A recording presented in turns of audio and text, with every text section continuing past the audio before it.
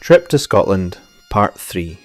Hi, my name is Angus, and I'll be doing the narration for Part 3 of a 5-part series about Karen and Dave's 2-week trip to Scotland.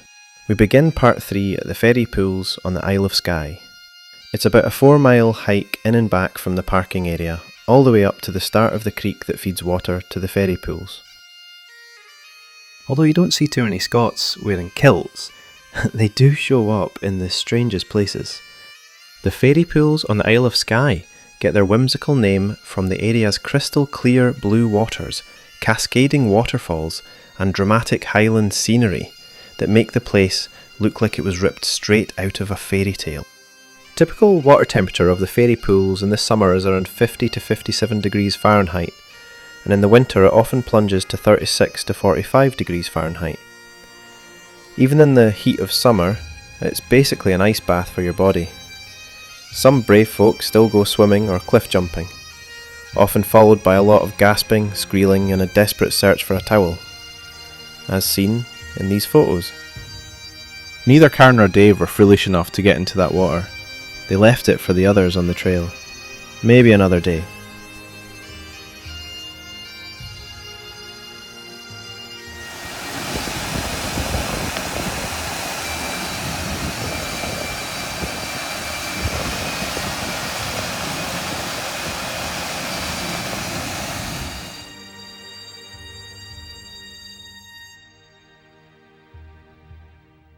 Dave was able to launch his drone to get some aerial shots of the area. Let's have a watch and get a different viewpoint of the ferry pools.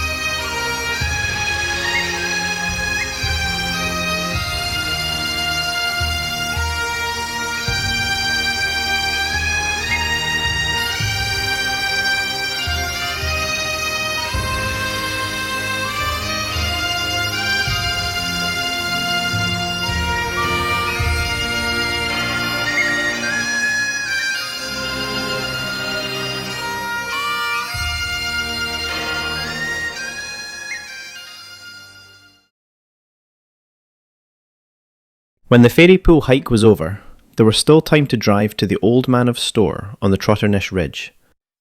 We were already tired, but we wanted to see this today as it was the only time while we were on the Isle of Skye that we could fit it into the schedule.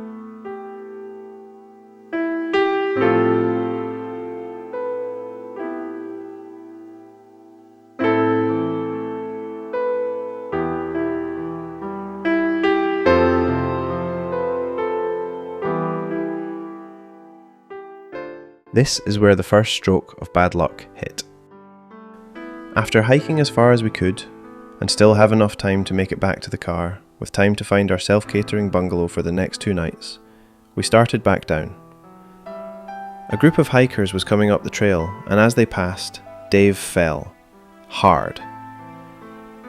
We weren't sure if he could make it back to the parking area. He really fucked up his leg, and cut his hand. On our way, we stopped in Portree for ice, medication and bandages. We arrived at Killoran Self-Catering and checked in, just in time for sunset. We settled in to let Dave put his leg up and ice it. Medication consisted of ibuprofen and wine. Definitely killed the pain. But what to do? Find a doctor in Portree? The next morning the leg was quite swollen, but not overwhelmingly uncomfortable, so we thought he could make it without a visit to the doctor, which would have probably messed up our vacation plans. So we did some videos of the Killoran Self-Catering and headed to Neast Point Lighthouse.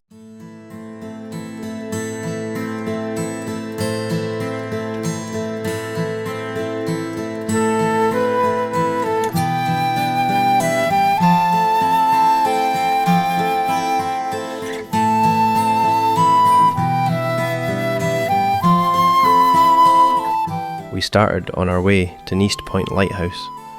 This is what it should look like.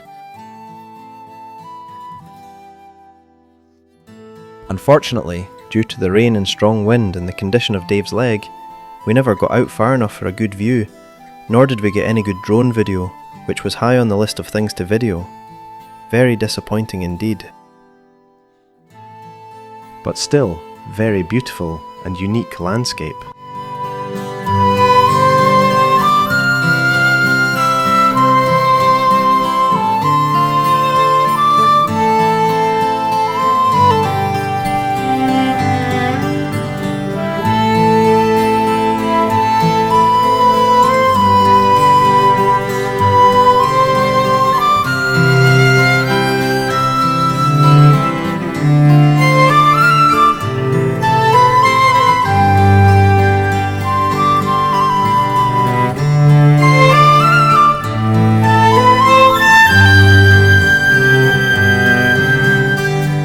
That's it for part 3. Part 4 will begin with a trip to Dunvegan Castle and Gardens, and by popular demand, I will continue on as the narrator.